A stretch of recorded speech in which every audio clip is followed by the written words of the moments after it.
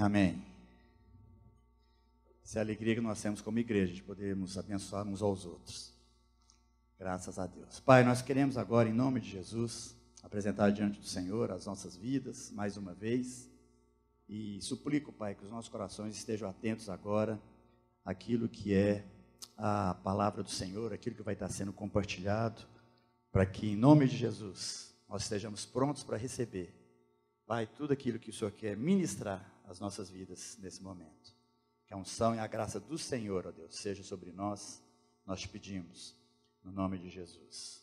Aleluia. O negócio aqui hoje vai ser benção, que o púlpito está ungidíssimo. O azeite caiu. Tá, amém. Aleluia. Eu quero falar um pouquinho hoje sobre esse tema aí. Aí você pensa, bom, aqui não é um lugar para isso, nós estamos numa igreja, o que nós vamos falar de empreendedorismo numa igreja? Calma, vai dar tudo certo, é isso mesmo. E quando a gente fala de empreendedorismo, a primeira coisa que vem na nossa cabeça é alguma coisa, algum projeto, alguma ação a ser tomada dentro de um negócio. Mas o que é empreendedorismo? Se a gente for pegar a definição, o dicionário diz que é toda atitude de quem, por iniciativa própria, realiza ações ou idealiza novos métodos com o objetivo de desenvolver e dinamizar serviços, produtos ou quaisquer atividade de organização e administração. Então, quando a gente fala desse negócio de empreendedorismo, de ser empreendedor, de empreender alguma coisa, sempre que vem na nossa cabeça é aquilo que está relacionado, seja com negócio, seja com indústria, seja com empresa, ou seja, a gente conecta essa situação com algo a ser feito no nosso trabalho, como resultado de alguma coisa que vai ser feito no nosso trabalho. A gente nunca pensa na questão do empreendedorismo voltado à nossa vida pessoal. A gente não associa o fato de ser empreendedor naquilo que diz respeito aos nossos dias, ao nosso viver, ao que acontece lá dentro de casa, ao que acontece nos meus relacionamentos, ao que acontece no meu dia a dia.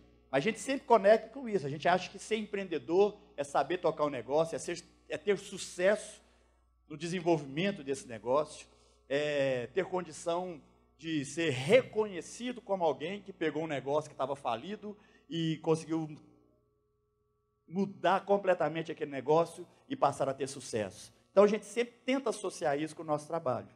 Mas deixa eu te falar uma coisa, querido. O maior empreendimento a ser construído é a nossa própria vida, é a sua própria vida. Porque é na forma como nós tomamos as nossas decisões, é que nós vamos construir as nossas vidas. De tal forma que o vivê-la, o viver a sua vida, seja de alguma forma abençoador na vida das pessoas que estão à nossa volta. Empreendedorismo é entender que o maior projeto a ser trabalhado e desenvolvido é o projeto da nossa própria vida, é o nosso próprio viver, é o nosso próprio existir. Se bem que existe uma diferença básica entre viver e existir. Muitas pessoas tocam a sua própria vida como se tão somente existissem. Existem porque respiram, existem porque as suas funções orgânicas estão a todo vapor, existem porque o coração bate, o sangue está circulando. Isso é existir. Mas nem todo mundo que existe sabe viver, porque não aproveita a beleza daquilo que Deus tem disposto diante de nós, daquilo que Deus tem concedido a nós, e, portanto, continuamos apenas existindo. Viver a nossa vida da forma correta consiste muito em saber ser empreendedor, em saber utilizar aquilo que tem, em saber utilizar aquilo que possui, ou até mesmo aquilo que ainda não temos, pela certeza de que sabemos a forma de adquiri-las, para que a vida possa ser bem vivida. E por isso, então, que viver é o grande projeto para cada um de nós, e, consequentemente, os maiores empreendimentos. Mas vamos continuar. Quando a gente fala de empreendedorismo, quando a gente fala de empreender alguma coisa, quando a gente fala em iniciar alguma coisa por sermos empreendedor, se a gente for estudar, entrar em detalhes a respeito dessas coisas, a gente sempre vai associar ao empreendedorismo coisas como essas. Para empreendermos alguma coisa, a gente tem que ter um plano de ação. O pastor Marcos tem compartilhado muito aqui a respeito de planejamento, de como nós podemos colocar a nossa vida de forma organizada para alcançar alguma coisa.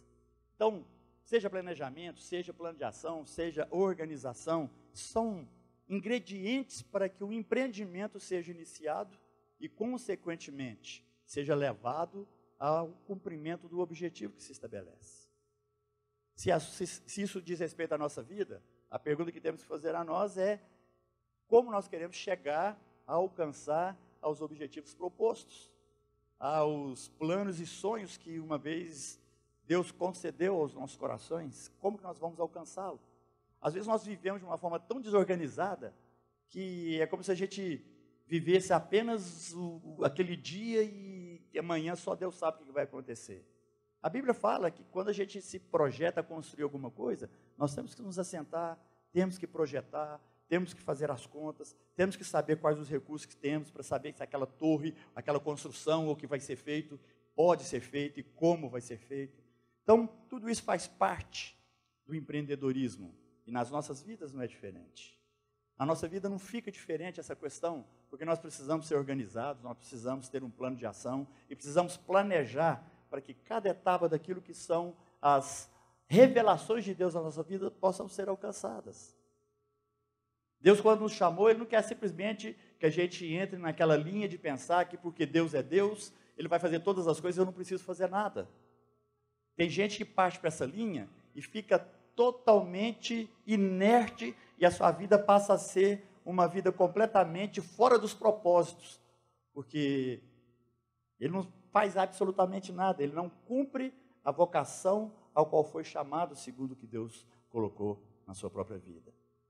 E existem ferramentas de gestão, existem ferramentas que são trabalhadas para que um bom empreendedor possa alcançar os seus objetivos. Existem ferramentas que são trabalhadas, e a administração nos ensina várias delas, para que a gente compreenda e alcance aquilo que o empreendedorismo nos revela. Uma dessas ferramentas é a chamada 5W2H. Então, se você procurar, pesquisar, existem várias delas. Eu quero comentar um pouquinho a respeito disso, que é uma ferramenta de gestão, é uma ferramenta que nos ajuda a fazer algumas perguntas e, ao respondê-las, a gente alcançar o objetivo proposto. São ferramentas que nos dão condições de alinharmos para que o que se propõe seja alcançado da melhor forma, ao melhor custo, mas da melhor condição possível. E o que significa 5W2H? Se a gente for pesquisar, nós vamos ver que, na verdade, são 5 palavras começadas com W e 2 com H do inglês. Por isso que essa ferramenta chama 5W2H. E são perguntas simples. O que fazer, por quê, onde, quando, quem, como fazer e quanto vai custar. Qualquer coisa que a gente for fazer na nossa vida, se a gente conseguir responder essas 7 perguntas, nós já estamos, de alguma forma, planejando o atingimento do objetivo. Tudo que você for fazer na vida, então você quer fazer alguma coisa, você quer fazer uma viagem, o que a gente normalmente vai fazer? E às vezes a gente faz isso sem pensar. Às vezes a gente faz isso sem pensar que estamos usando uma ferramenta de gestão chamada 5W2H. Por quê? Porque a gente vai ver, então, você quer viajar. Onde você vai? O que você vai fazer? Por que você quer viajar? Eu quero descansar. Quanto que vai custar? São todas perguntas que a gente faz e se programa para isso, para que essa viagem seja sucesso, seja bênção e a gente possa desfrutar daquilo que são os nossos objetivos. Então, tudo isso é feito. Então, essas perguntas, para qualquer negócio que a gente vá fazer, vá criar, seja um empreendimento novo, seja um negócio novo, seja qualquer coisa, seja no trabalho, seja em casa, essas 7 perguntas nos dão condições de focar o que deve ser feito e como deve ser feito para alcançar isso aí. ferramenta para ajudar a decidir aquilo que vai estar sendo feito, aquilo que se propõe. Agora, se a gente for ver, essa mesma coisa funciona para a vida cristã e é aí que eu quero chegar. Por quê? Porque a vida cristã também é um empreendimento. É um empreendimento porque nós temos objetivos, nós temos alvos, nós temos metas, a palavra de Deus nos fala e nos ensina a respeito disso. E a questão é como alcançá-los e como chegar ali.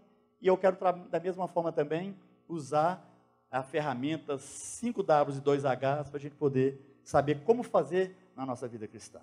Então, nós vamos tentar responder algumas perguntas para que a nossa vida cristã seja fundamentada naquilo que Deus tem para nós. Então, a mesma coisa, para viver a minha vida cristã como cristão,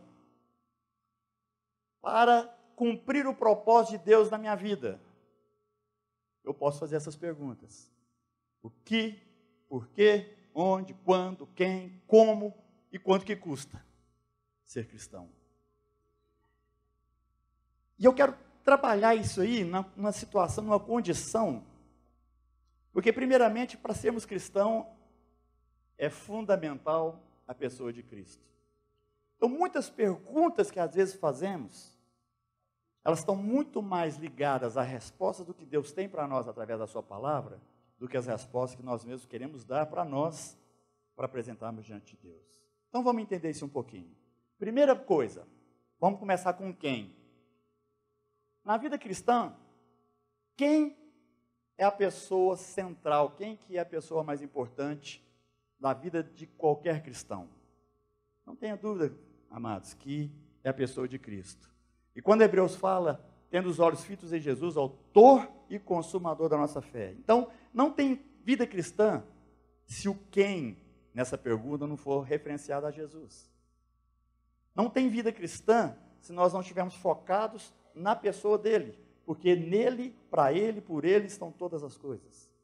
O quem da nossa vida, se eu for responder esse quem, o objetivo da minha vida cristã, se esse quem eu colocar a mim mesmo, eu já coloquei como centro de todas as coisas a minha própria pessoa, eu já estou fora daquilo que a palavra de Deus tem para mim. Se eu centralizo como a resposta para essa pergunta a minha própria pessoa, eu já estou fugindo do que a palavra de Deus me ensina, porque a palavra de Deus fala que o centro do nosso coração tem que ser de Cristo e não de nós mesmos. Não tem outra resposta para essa pergunta. Se o meu empreendimento é a minha vida cristã, se eu estou trabalhando como objetivo alcançar o que Deus tem revelado a mim na sua palavra.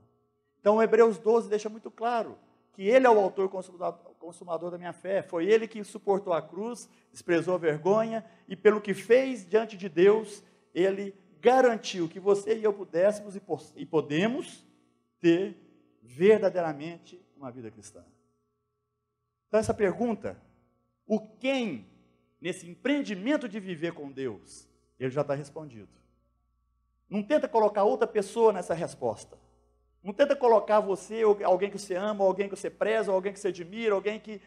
Ninguém pode ser a resposta desse quem, se o empreendimento diz respeito à nossa vida cristã. Tem que ser Jesus.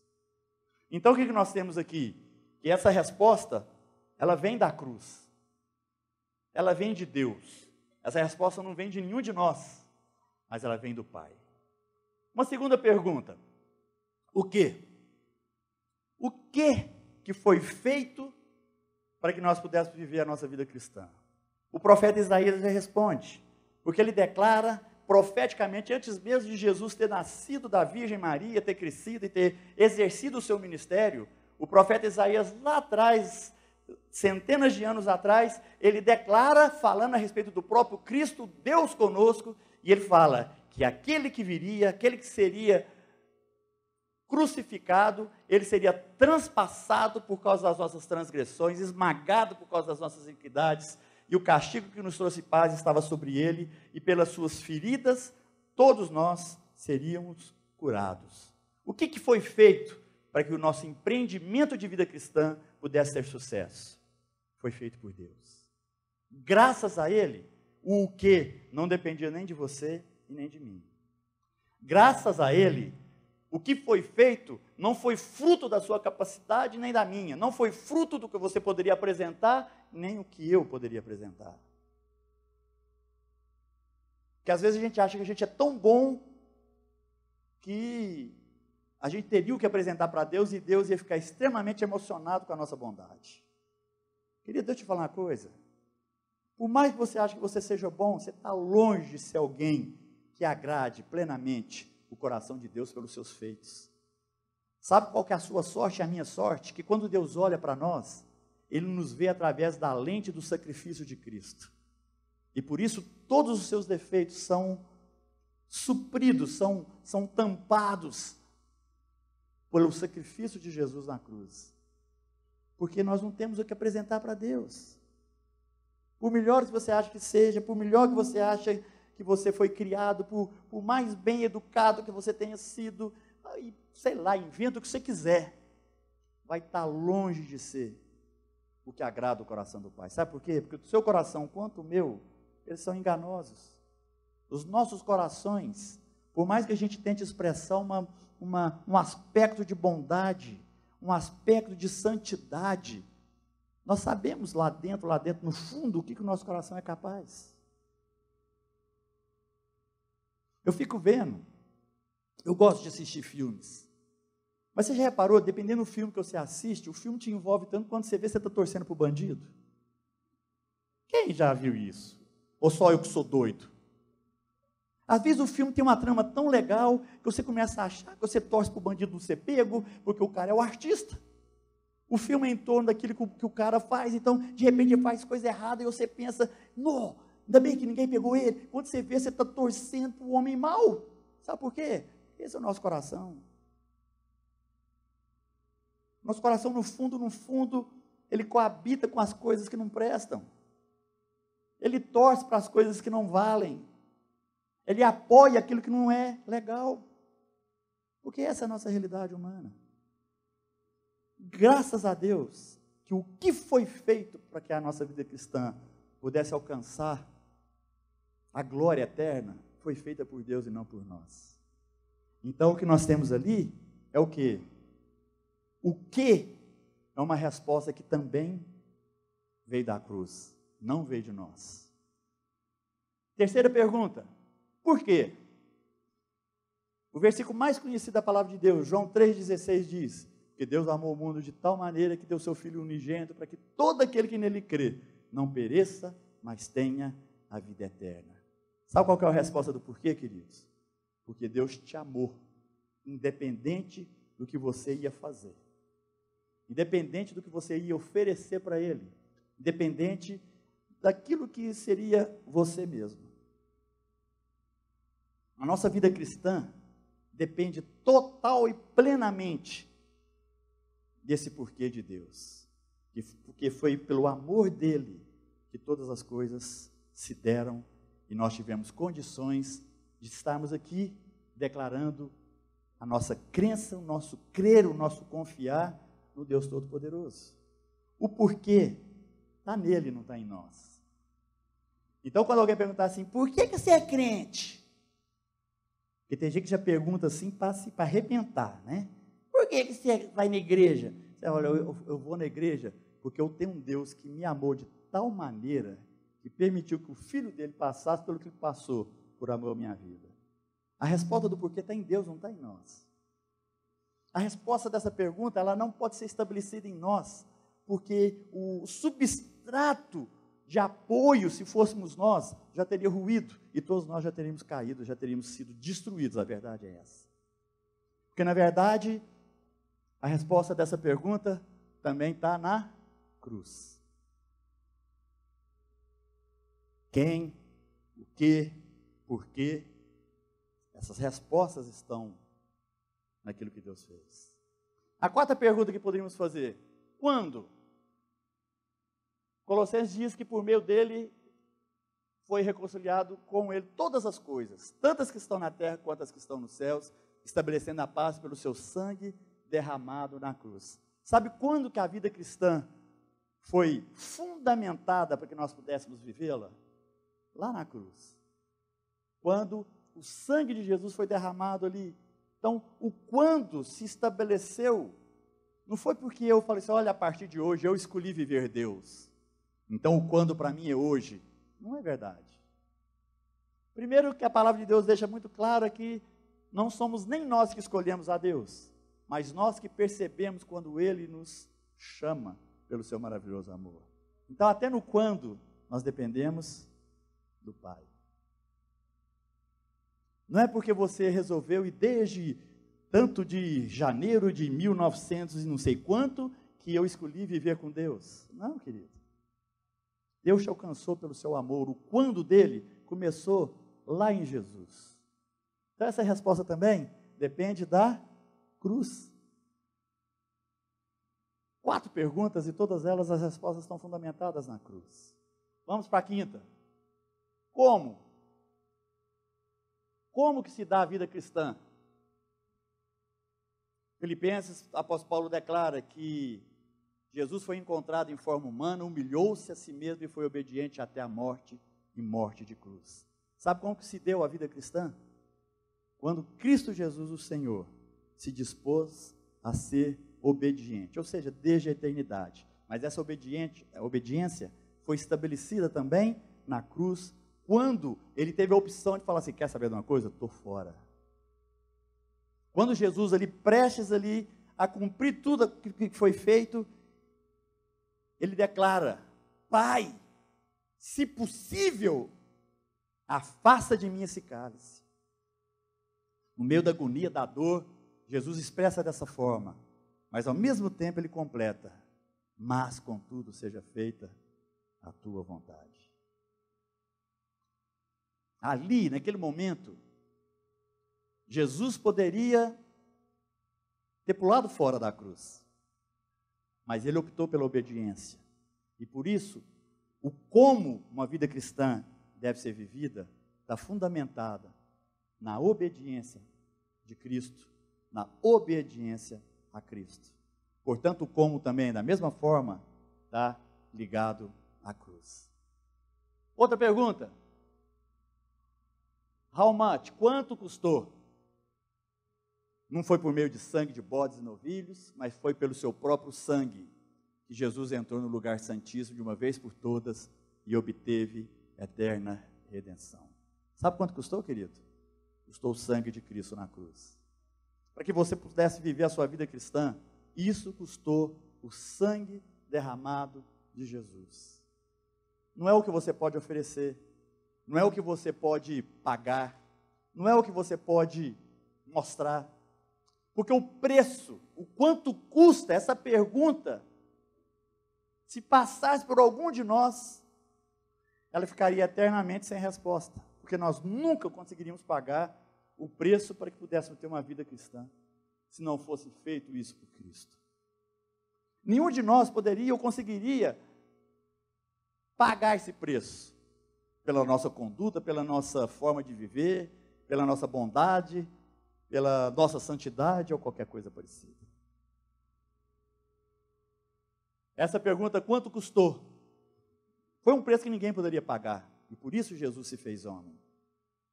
A gente fica pensando, por que Deus fez o seu próprio filho virar gente, nascer, criança, crescer como todos nós? Eu fico pensando, se a gente fosse Deus por 5 segundos e tivesse a capacidade de resolver como é que ia ser as coisas, nenhum de nós tinha resolvido fazer como é que foi feito. Se eu fosse Deus, eu já ia abreviar. Não, tem que esperar Jesus nascer como criança e ficar 30 anos. Na nossa cabeça, isso seria enrolação. Deus podia resolver isso mais rápido. Tem tanto menino super prodígio, por que Jesus já não fez as coisas com 12 anos, então? 15 anos, não, 18 anos, maioridade, pronto, 18 anos. Não, ele ainda esperou 30. Se a gente fosse Deus, a gente já tinha resolvido isso, não já? Com certeza. Só que a gente teria pulado uma coisa muito importante, que é exatamente o custo que isso gerou, para que você e eu pudéssemos ter vida com Deus. Jesus esperou 30 anos, nasceu criança, neném, cresceu, adolescência, passou pela juventude, virou adulto. Para nós, com 18 anos, já está adulto, já podia resolver. Não, ele ainda jogou mais 12 anos nisso aí. Deus fez tudo que precisava ser feito, do jeito que precisava ser feito, porque graças a Deus as respostas para essas perguntas vêm dele e não de nós. Quanto custou? Vem dele.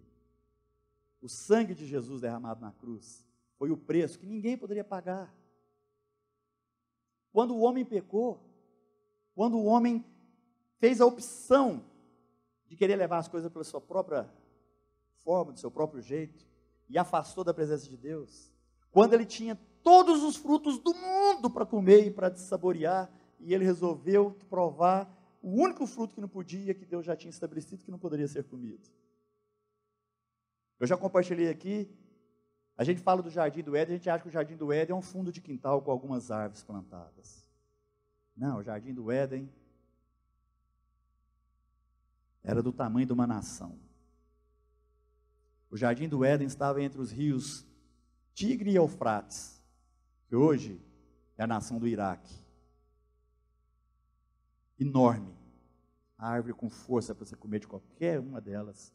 E só tinha umazinha que não podia comer. Mas tem que ser essa que o homem quer. Nossa cooperação é tão esquisito. Você já reparou que a grama que a gente mais tem vontade de pisar é que tem a plaquinha proibido pisar na grama? Ou não é? Se não tem a plaquinha, ninguém passa na grama. Mas quando alguém vai lá e põe uma plaquinha proibido pisar na grama, você pensa, ai meu Deus do céu, aí que você quer pisar. Essa é a natureza humana. Mas Deus fez tudo o que Ele fez, através de seu Filho Jesus, para que essas perguntas pudessem ser respondidas por Ele, para que nós pudéssemos empreender a nossa vida cristã como deve ser feito. Mas tem mais uma pergunta, isso aí também então, não tenha dúvida que foi respondido na cruz. Mas tem uma pergunta, onde que essa pergunta destoa das outras? Porque de certa forma essa pergunta, ela está mais ligada a nós do que a Deus. Na etiqueta fala-se que é feio apontar-se o dedo para uma pessoa. É feio você pegar um dedo assim e apontar para... Né? É esquisito, é estranho. Mas eu vou pedir licença para você aqui, porque eu quero que um dedo seja apontado para você. Porque essa resposta da pergunta onde, ela não depende da cruz, mas ela depende da sua posição e do seu posicionamento diante de Deus. Esse dedo está apontado para você mesmo, com todo o respeito. Tem um dedo apontado para o seu rosto, porque a resposta para essa pergunta, ela está fundamentada no lugar que você tem escolhido para ficar.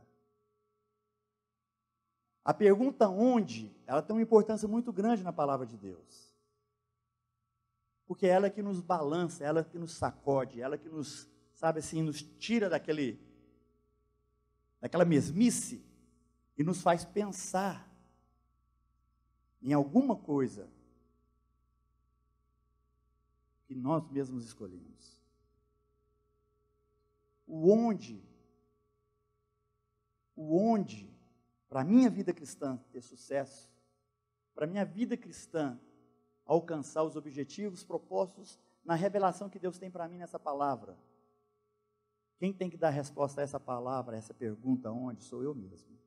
Por isso esse dedo está apontado para você. Qual tem sido a sua resposta? Mas vamos entender um pouquinho esse onde. Tem uns versículos que nos falam a respeito disso. Primeiro, quando o homem pecou, lá no jardim eu falei daquela árvore do conhecimento do bem e do mal, que Deus disse para Adão e Eva, dessa árvore vocês não comerão. Beleza, estão ali, todo dia à tarde Deus vinha conversar com o homem, finalzinho do dia Deus descia ali na presença do homem e conversava. Imagina que coisa gostosa. Opa, não vou poder fazer nada agora não, que Deus está chegando para bater um papo comigo. Pensa que coisa gostosa. Você poder, Deus, vamos bater um papo aqui. Por que o caroço do abacate é tão grande? Você batendo papo com Deus. Eu fico imaginando Deus dar uma risada, falar assim, meu filho, o caroço do abacate foi assim para ser diferente. Sei lá que resposta que ele ia dar. Mas imagina você sentar com Deus e conversar. Pai, por que o maracujá você come o miolinho e o mamão você come a polpa e joga o miolo fora? Não é verdade? Por que uma fruta é de um jeito e a fruta do outro? Elas são parecidas, é aquela polpa e o miolo, um você come o miolo, o outro você joga o miolo fora. Eu ia sentar com Deus e ia bater tanto papo. Deus, por que isso? Porque coisa de menino. Adão e Eva tinham esse privilégio. Mas um dia aparece uma tal de serpente, mensageiro de Satanás, e vai lá fofocar, cutucar no ser humano para que eles possam desobedecer a Deus. E um dia isso aconteceu. A palavra de Deus fala que Eva pegou daquele fruto, que todo mundo fala que é maçã, o Bíblia não fala que é maçã.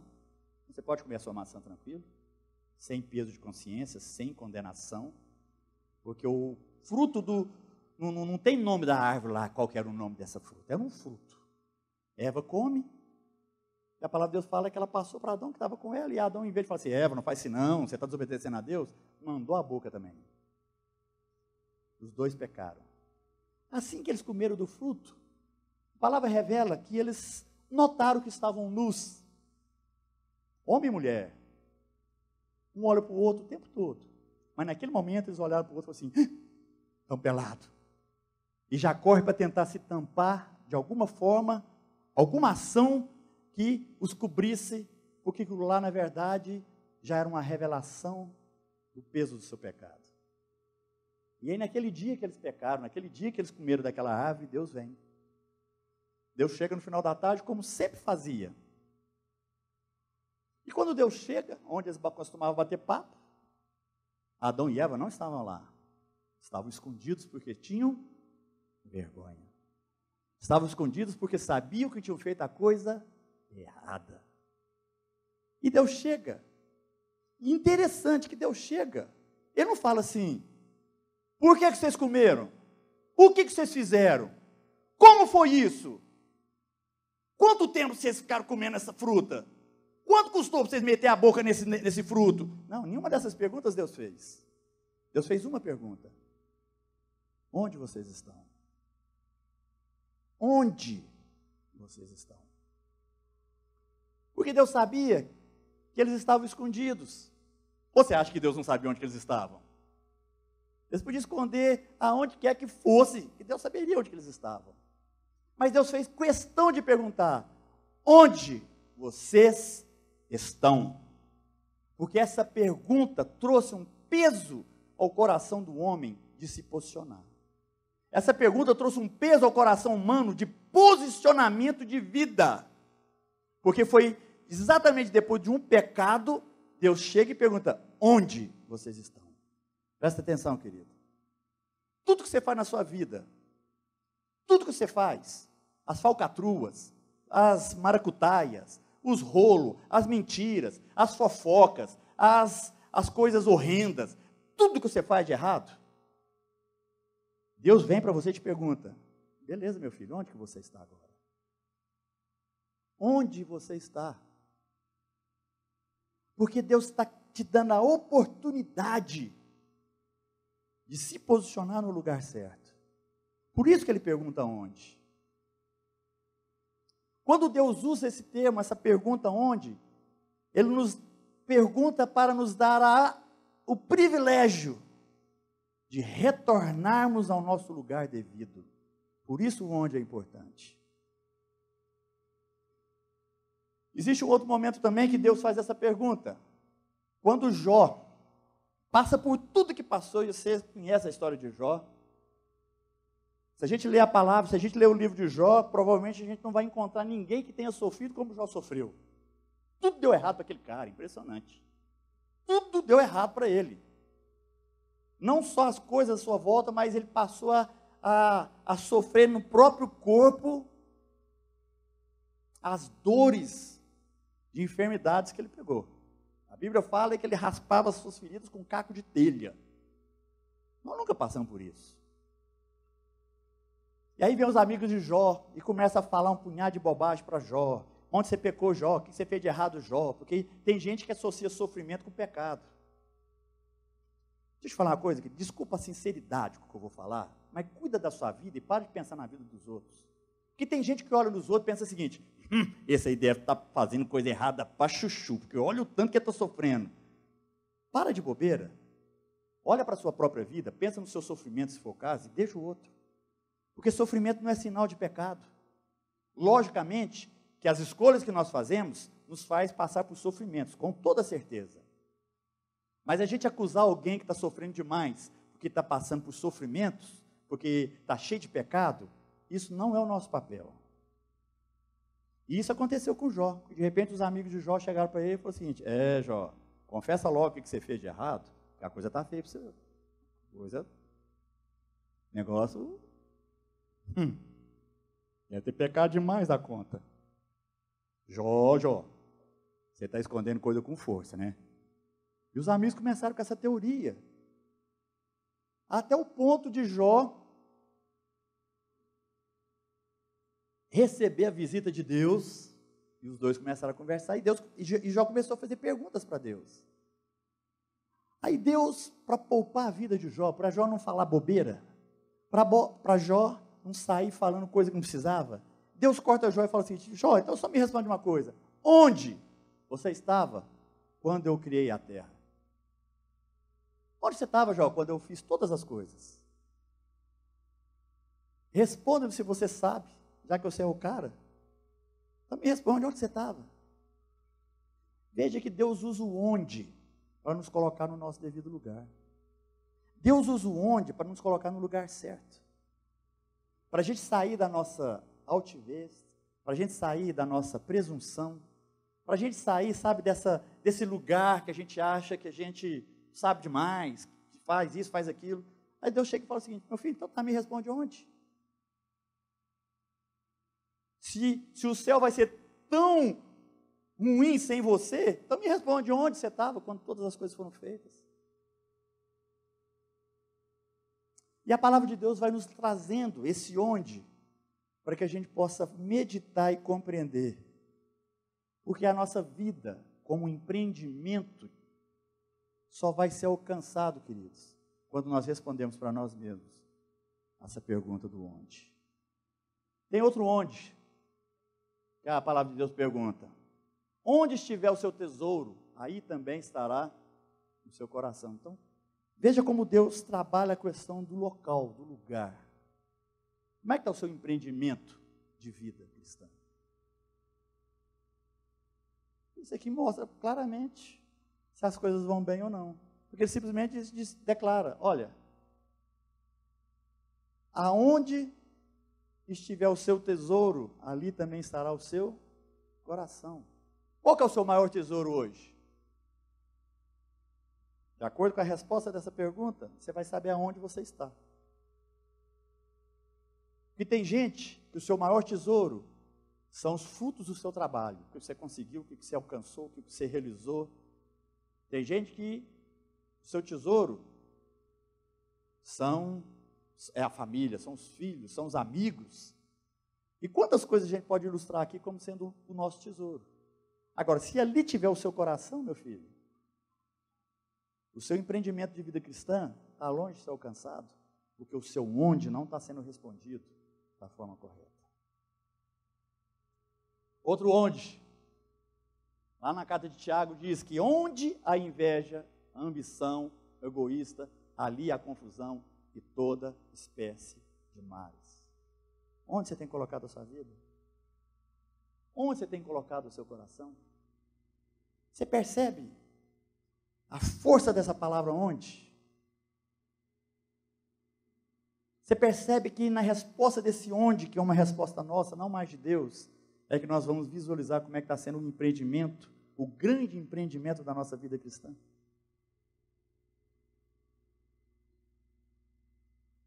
Quem odeia seu irmão está nas trevas e anda nas trevas, não sabe para onde vai, porque as trevas o cegaram. Quanto onde que a gente poderia estar citando aqui? Mas eu vou parar de falar de onde. O próximo slide aqui fala o seguinte: a sua resposta ao onde de Deus definirá a sua disposição de andar com Ele, de estar debaixo da sua revelação e de ser guiado em todas as coisas pelo seu Espírito. Imagina que Deus vai chegar para você hoje, no finalzinho da noite, a hora que você estiver ali na quietude do seu quarto. Deus vai vir. Deus está vindo, está vendo? Deus vai vir e vai te perguntar: meu filho, onde você está? Não vem responder para ele: estou no meu quarto, Deus. Você sabe que não é isso que Deus está te perguntando. Meu filho, onde está o seu coração? E no fundo, ao responder a Deus isso, você vai ter noção de como esse grande empreendimento na sua vida está chegando. Eu quero te falar mais uma coisa. Tem muita gente insistindo nessas perguntas. Tem gente, eu brinquei, né, quando Deus dizia para falar com Adão e Eva, vontade de fazer perguntas para Deus. Deus, por quê? Por que isso? Por que aquilo? E sabe que tem muita gente que tem gastado tempo nas suas orações fazendo esse tipo de pergunta. Nós temos perguntado para Deus: por quê? Por que o Senhor deixou acontecer isso? Por que o Senhor fez aquilo? Deus, o que o Senhor está pensando? O que você acha da minha vida para fazer isso comigo? Perguntas como: quando? Deus, quando que minha vida vai mudar? Quando que eu vou sair dessa situação que eu estou vivendo? Quando que os sofrimentos vão parar? Quando que as tribulações vão acabar? Perguntas: como que eu vou resolver essa situação? Como que eu vou sair dessa questão? Perguntas como quanto, quando, por quê, quem, que, tem sido a tônica das nossas orações. E sabe, queridos, eu creio que enquanto a gente estiver fazendo essas perguntas para Deus, o nosso onde está comprometido. O nosso onde está complicado. Porque a gente quer saber as respostas para essas perguntas e não tem dado para Deus a resposta da pergunta que Ele está fazendo para nós. Você está entendendo o que eu estou falando? Amém? Estão entendendo, queridos? Amém? A gente está preocupado em fazer essas perguntas para Deus e não estamos preocupados em responder o onde você está, que Ele está perguntando para nós. E é isso que está fazendo com que a nossa vida, o nosso grande empreendimento de vida, como empreendedores que somos, esteja um fiasco, um fracasso, e esteja onde está. Porque a pergunta que tem que ser respondida de nós para Deus tem sido substituído pelas nossas perguntas de nós para Deus. E é aí que mora o perigo. Porque Deus não está preocupado em responder os seus porquês. Sabe por quê? Porque Ele vai responder e você vai ficar do mesmo jeito. Essas perguntas todas que a gente tem colocado nas nossas orações para Deus, se Deus parasse para responder cada uma delas para nós, não ia tirar a gente do lugar que a gente já está. Se brincar pelas respostas deles, a gente ainda ia ficar bicudo. Fazer beijo e falar o seguinte: eu não merecia isso. E achar ruim as respostas de Deus, e às vezes o nosso posicionamento com Deus ficaria até pior, porque a gente acha que foi injusto o que Deus fez conosco. Você sabe aonde que chega o coração humano. Deixa eu falar uma coisa: Deus nunca foi, nunca é e nunca será injusto para com qualquer um de nós. Sabe por quê? Porque Deus é justiça. Agora, as perguntas é que não são feitas adequadamente. Nós estamos querendo saber coisas que não dizem respeito a nós. Em vez de você perguntar para Deus, falar para Deus assim: Deus, por que eu estou passando por tanta tribulação? Cai a ficha, cai a sua ficha, e fala assim para Deus: Deus, obrigado porque o Senhor tem permitido que eu passe esse tanto de tribulação. A resposta, o resultado disso vai ser muito melhor do que você querer saber a resposta dessa pergunta. O que, o como, quando, o porquê da vida aí? Para de fazer essas perguntas. Dobra os seus joelhos diante de Deus. Dá graças a Ele, porque Ele tem te dado vida. Porque essas perguntas já foram respondidas por Ele na cruz, para cada um de nós. Para de fazer essas perguntas e responde para Deus: onde você está? É isso que vai fazer a diferença, é isso que vai fazer das nossas vidas um empreendimento glorioso, um empreendimento de sucesso, uma vida que vale a pena ser vivida. É isso que Deus tem para nós, meu querido. Para de perguntar o que não precisa ser perguntado. E responde quando Deus te visitar e te perguntar: meu filho, onde você está? Responde para ele assim: Deus, eu estou no pior lugar que eu podia. Eu estou revoltado.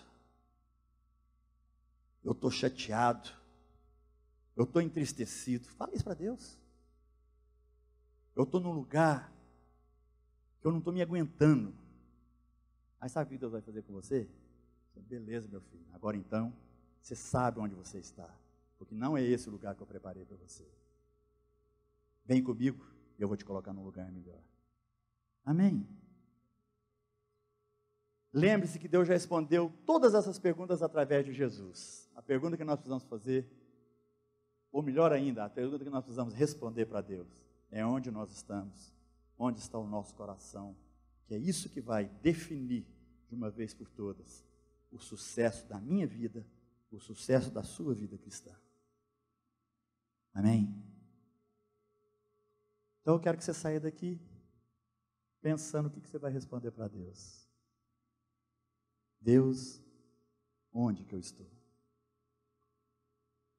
Essa pergunta Deus faz para todos nós, toda vez que nós pecamos, sabia? Essa pergunta favorita de Deus, quando a gente cai. Ele vem e fala assim, meu filho, onde você está? E a gente tem vergonha de fazer, eu estou no chão, porque eu caí feio. Mas sabe qual a melhor coisa que tem, quando a gente cai? É saber que tem um Deus, que está disposto a nos ajudar a levantar, para que o onde dele seja respondido da forma correta. Quando Deus fala assim, filho, onde você está? A gente poder responder assim, olha que coisa gostosa. Ô Pai, estou na sua presença. Estou diante da tua glória. Estou diante do teu grande amor. Onde você está, meu filho? Pai, está aqui, o trem está feio para o meu lado. Mas como é bom eu estar do seu lado e saber que contigo eu sou capaz, pelo Senhor, de superar todas essas dificuldades. Onde você está, querido? Onde você está? Essa é a pergunta que você tem que dar para Deus. Eu queria que você fechasse seus olhos agora. Eu queria que você tivesse um tempo de meditação. Medita. Imagina que Deus está vindo agora no íntimo do seu coração para te fazer essa pergunta.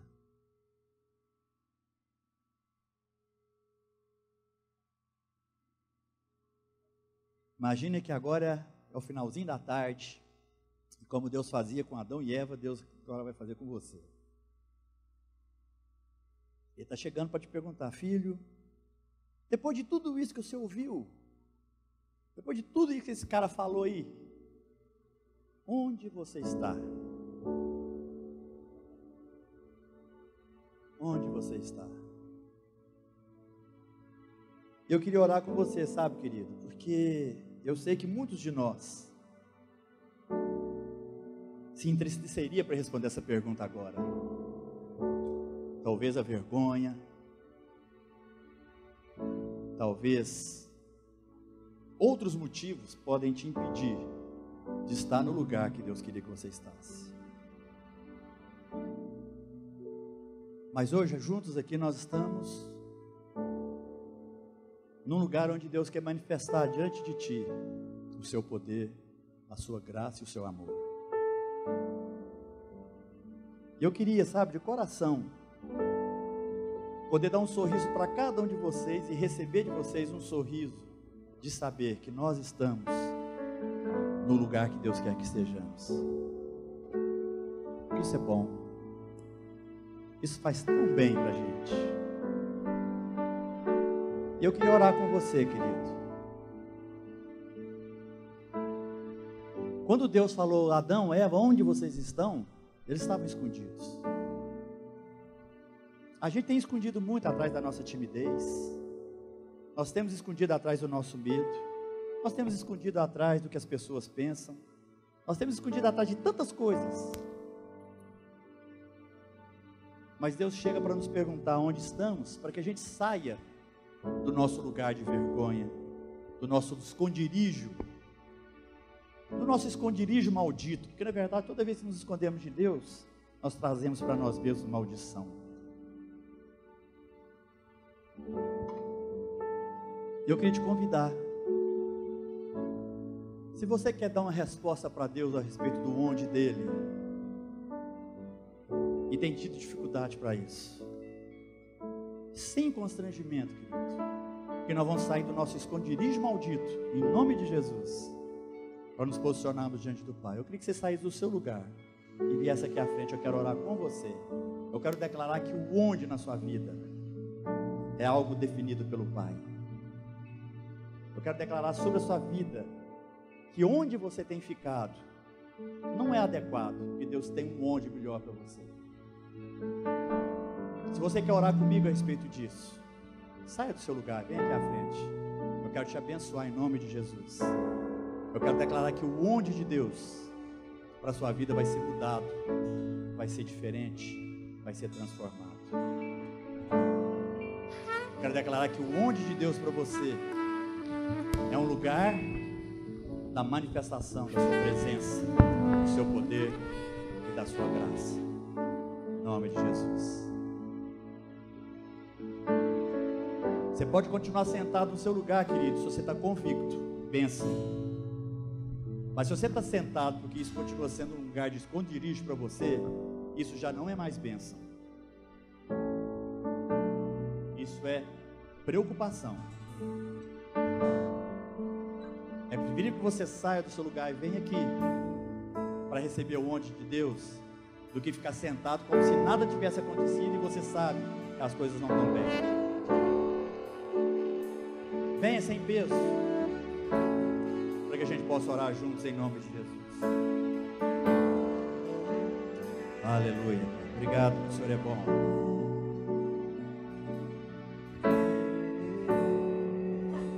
Aleluia. Pai, nós queremos nos apresentar diante do Senhor agora, com os corações abertos, escancarados, para que o Senhor manifeste o teu querer, a tua vontade, o teu poder. Pai, o lugar que queremos estar é o lugar que o Senhor preparou para nós.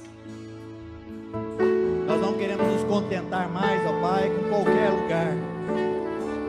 Nós não queremos contentar, ó Deus, com os lugares que nós criamos para nós mesmos, como se fossem refúgios secretos. Porque, Pai, esses lugares têm sido usados apenas para nos escondermos da realidade das coisas que têm acontecido.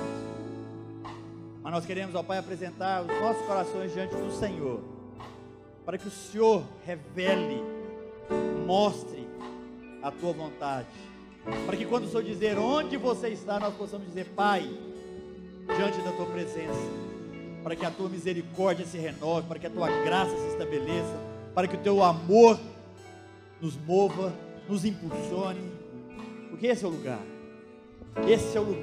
Pai, que precisamos estar.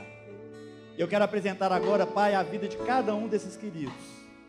O Senhor conhece a luta de cada um deles. Pai, o Senhor conhece a realidade de cada um desses queridos.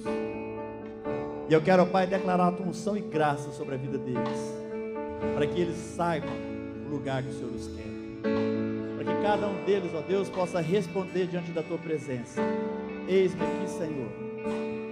Eu quero estar no lugar da manifestação do Teu poder e da Tua graça. No nome de Jesus, Pai, visita essas vidas.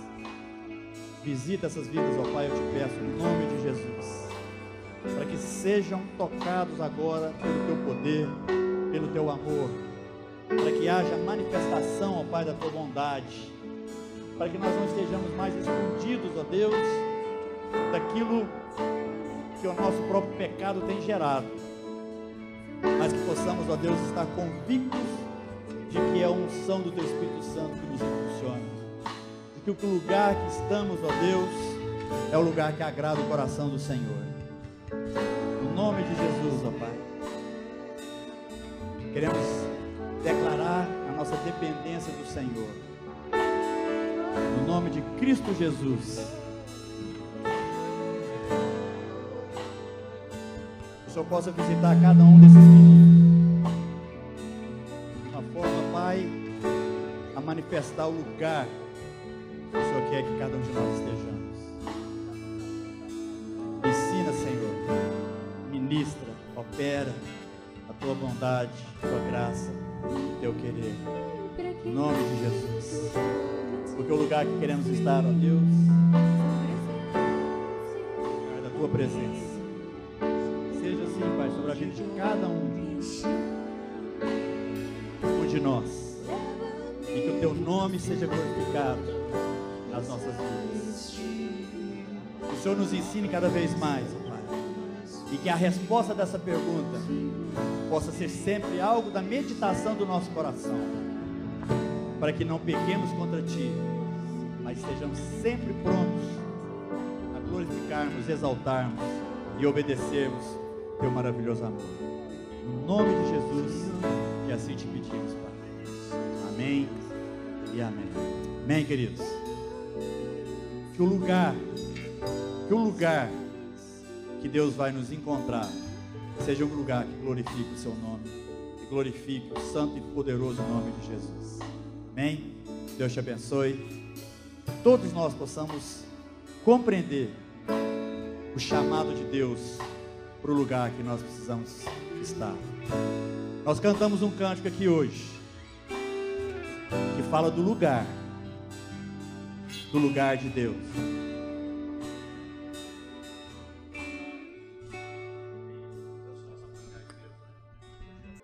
Amém. Achei o cântico aqui. Nós cantamos e vamos cantar de novo. Grandes coisas o Senhor tem feito neste lugar. Que lugar que é este? É o onde de Deus. Não é esse lugar, querido, não são essas paredes aqui em volta de nós. Grandes coisas o Senhor vai fazer no onde nos posicionamos, onde nos dispomos a estar, para que Ele manifeste a sua graça e o seu poder. Amém? Nós vamos cantar esse cântico. Você pode ficar de pé. Se você já quiser dar um abraço no seu irmão, você abraça, abençoa o seu irmão com uma palavra que possa lembrá-lo do lugar que ele deve estar enquanto a gente canta esse cântico. Amém? Vamos lá.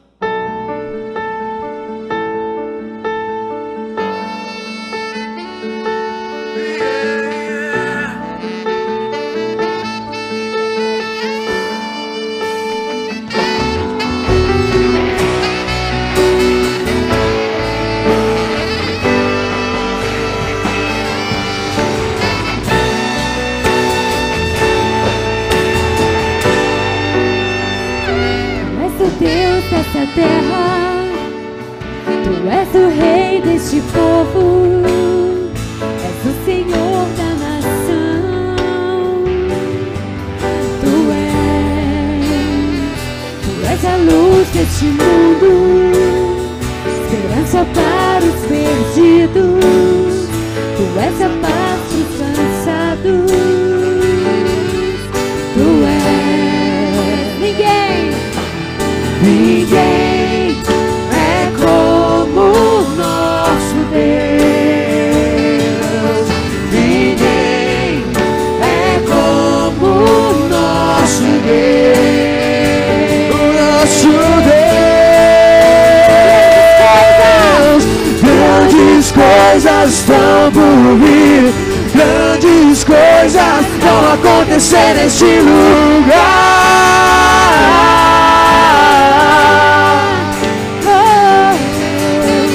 Grandes coisas estão por vir. Grandes coisas vão acontecer nesse lugar. Eu creio. Grandes coisas estão por vir.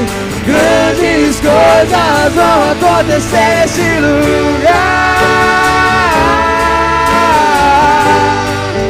Oh, declare! Grandes coisas estão por vir. Grandes coisas vão acontecer aqui.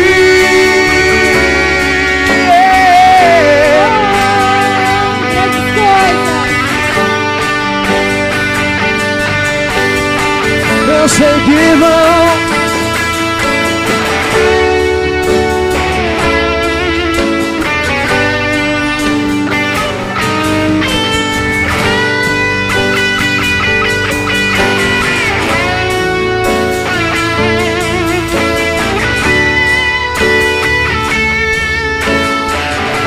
Declare, ninguém é como o nosso Deus. Aleluia.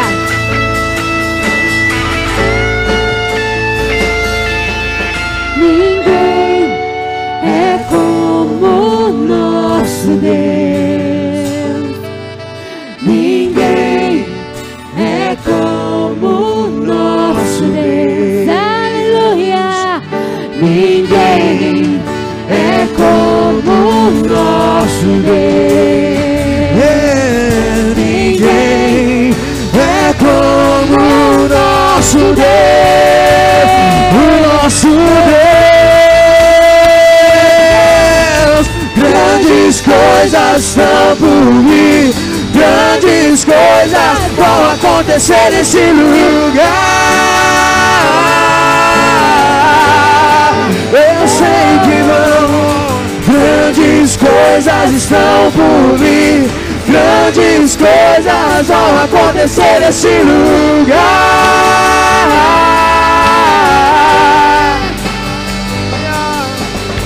Grandes coisas estão por vir. Grandes coisas vão acontecer aqui.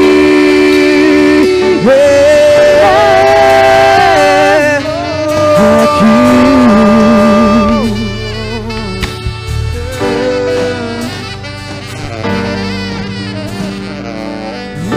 Aleluia. Amém. Grandes coisas vão acontecer onde? Onde? Aqui. No lugar que nós escolhemos estar quando Jesus nos perguntar. Quando Deus nos perguntar, nós estamos, porque o nosso coração está na presença dEle. Amém? Uma semana abençoada, queridos. Vá em paz. Que a graça do Senhor te acompanhe em todo o tempo, em todo lugar, no onde